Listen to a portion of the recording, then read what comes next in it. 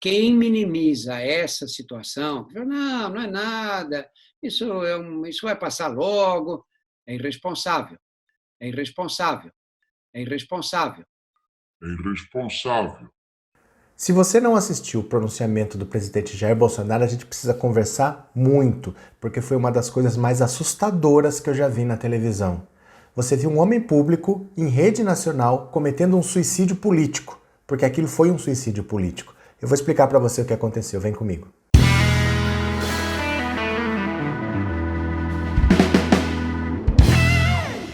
É irresponsável, é irresponsável. Olá meus amigos, tudo bem com vocês? Que bom que vocês votaram. Se é a sua primeira vez no canal, seja muito bem-vindo, muito bem-vinda. Meu nome é Roberto Cardoso. Aproveita e já se inscreve para fortalecer o nosso trabalho. Não custa nada para você, você mexe o seu dedo, dá um clique e você já está inscrito. E se você quiser contribuir com o canal, você pode se tornar membro por R$ 7,99, aí é a seu critério. Combinados? Olha, o pronunciamento do Jair Bolsonaro ontem de noite talvez foi uma das coisas mais assustadoras que eu já vi na televisão, incluindo qualquer coisa. Porque ficou claro para todo mundo, para quem ainda não tinha essa clareza, que nós temos uma pessoa com um problema psiquiátrico sério. Isso não é força de expressão, isso não é exagero. Nós temos uma pessoa sem condição mínima de ser presidente da República, mas não é porque ele tem uma opinião diferente da sua. É porque ele está completamente desconectado da realidade. Ele simplesmente tem algum problema psiquiátrico sério realmente. Lembra do Miguel Reale Júnior que dizia que não era caso para impeachment, que ele tinha que ser interditado? Nós temos uma pessoa que está completamente em outro planeta. Até porque na véspera ele já tinha feito um pronunciamento meio que recuando.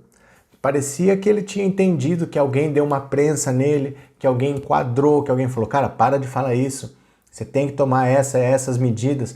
E parecia que ele tinha recuado, mas nesse pronunciamento, não. Eu quero primeiro que vocês deem uma olhada. Dá uma olhadinha no que ele falou, é 1 minuto. Mas o que tínhamos que conter naquele momento era o pânico, a histeria e, ao mesmo tempo, traçar a estratégia para salvar vidas e evitar o desemprego em massa. Assim fizemos, quase contra tudo e contra todos.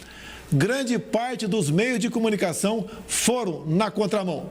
Espalharam exatamente a sensação de pavor. O cenário perfeito, potencializado pela mídia, para que uma verdadeira histeria se espalhasse pelo nosso país. Nossa vida tem que continuar. Devemos, sim, voltar à normalidade. Algumas poucas autoridades, estaduais e municipais, devem abandonar o conceito de terra arrasada, a proibição de transportes, o fechamento de comércio e o confinamento em massa. O que se passa no mundo tem mostrado que o grupo de risco é o das pessoas acima dos 60 anos. Então, por que fechar escolas? No meu caso particular, pelo meu histórico de atleta, caso fosse contaminado pelo vírus, não precisaria me preocupar. Nada sentiria ou seria, quando muito, acometido de uma gripezinha ou resfriadinho, como bem disse aquele conhecido médico daquela conhecida televisão. Pois é, eu pus só algumas pérolas do que ele falou coisa muito pior. Mas veja, ele continua zombando do problema, ele diz que agora é ou uma gripezinha ou um resfriadinho. É irresponsável. Ele cita a Rede Globo, que eu nunca vi um negócio desse, no pronunciamento do presidente citar um órgão de comunicação, citou um médico zombando também, e se tem uma coisa que as pessoas não aceitam é que zombem da vida delas, que zombem da saúde delas, dos filhos delas, dos pais delas, isso ninguém aceita, e ele continua fazendo. É irresponsável. Sabe aquela pessoa que parece que viu o muro e falou, não, eu não vou parar porque tem o muro, eu vou enfiar a cabeça ali que eu vou quebrar aquele muro e vou continuar? É irresponsável. Parece que ele está nesse estágio de loucura. Ele continua dizendo, por exemplo, olha se tem cabimento. Ele diz que pelo passado de atleta, ele tem um histórico de atleta, nunca vi ele com medalha nenhuma no peito, mas ele diz que ele tem um histórico de atleta e por isso ele não vai sofrer as consequências desse problema. É irresponsável. Gente, isso não tem nada a ver. Você ter um passado de atleta ou não tem a menor influência. Todos podem ficar doentes. Um atleta não tem imunidade maior a nada. Ele pode ter um corpo mais forte fisicamente, mas ele não tem imunidade. Eu pego gripe, você pega gripe, qualquer pessoa pega.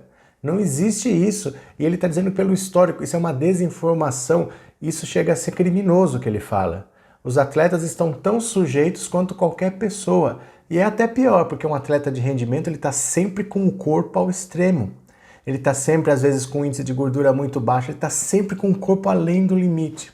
Então, às vezes, ele está com o corpo frágil, apesar de ser um corpo forte, mas não é um corpo que tem imunidade alta. Muitas vezes, os atletas estão mais sujeitos até. E sabe o que é pior disso tudo que ele falou?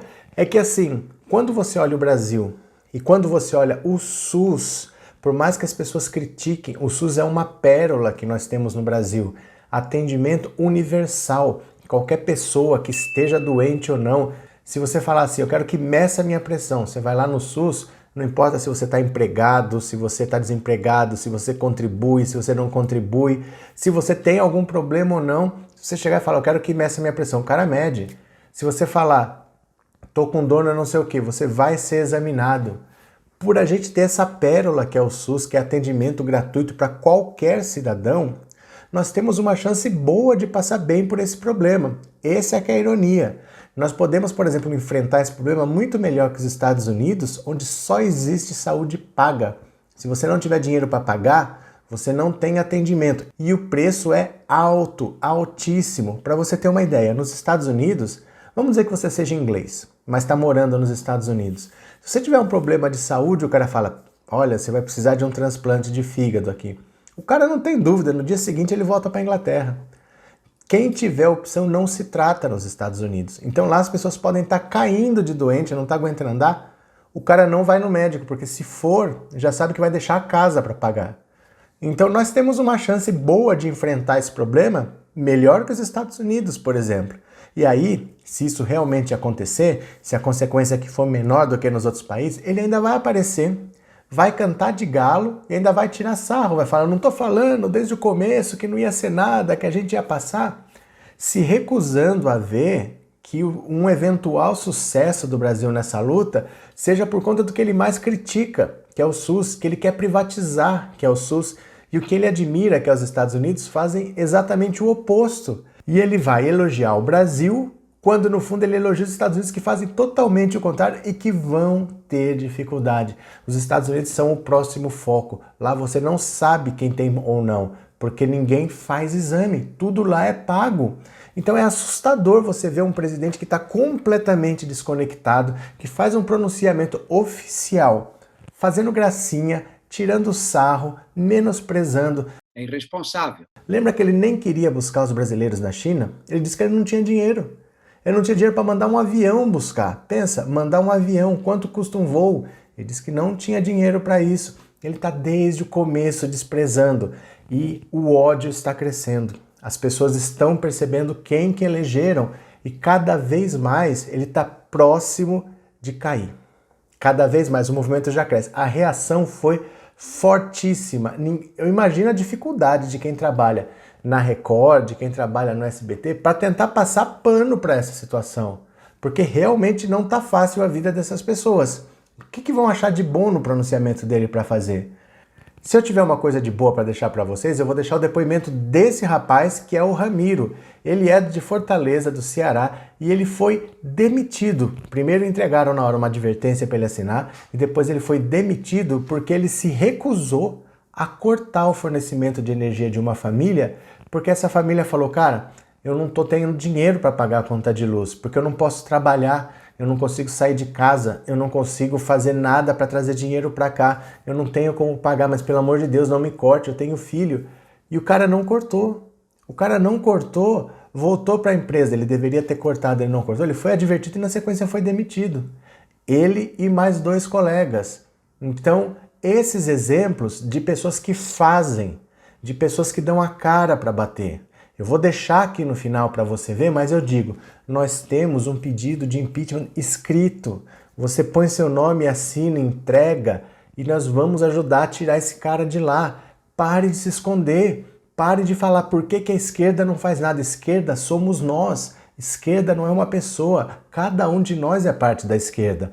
Por favor, peça o seu pedido de impeachment, mas não é pedir para mim, não. Tá aqui no comentário o que você tem que fazer. Tem um e-mail para onde você fala eu quero e de lá vai ser enviado, porque não sou eu quem está fazendo.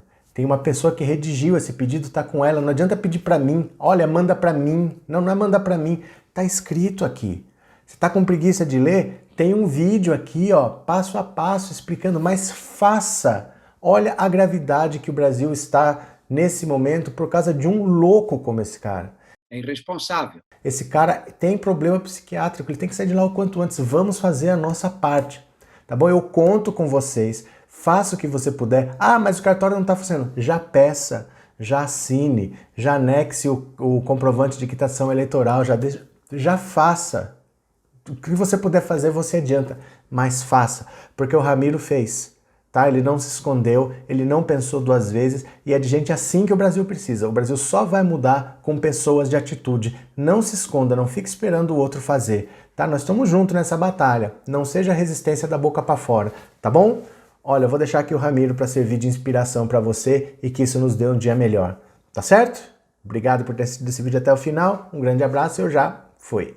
Estou aqui na base da Sintec, empresa terceirizada da Enel, que é responsável pelo setor de corte e religação emergencial, serviços técnicos da Enel. Eu acabei de levar uma advertência, né? Porque eu me recusei a cortar o cliente nessa data específica. Na minha convicção, eu não acho justo o cliente ser cortado em quarentena, onde não tem recursos e dinheiro para poder pagar suas contas e colocar em dias. Que é o documento. Eu vou virar a câmera. Não vou dar para virar não, mas vou botar assim para vocês poderem ver. E nela específica, ó. Venham por meio desta investir por escrito o eletricista Ramiro Rosendo Soma por não cumprir com sua obrigação no mandamento e conduta adequada no cumprimento de suas atividades na empresa conforme fato escrito abaixo. Pois é, não vou cortar e não irei cortar. Chamo Ramiro e Dona Enel. Que vergonha na sua lata, na sua cara, viu?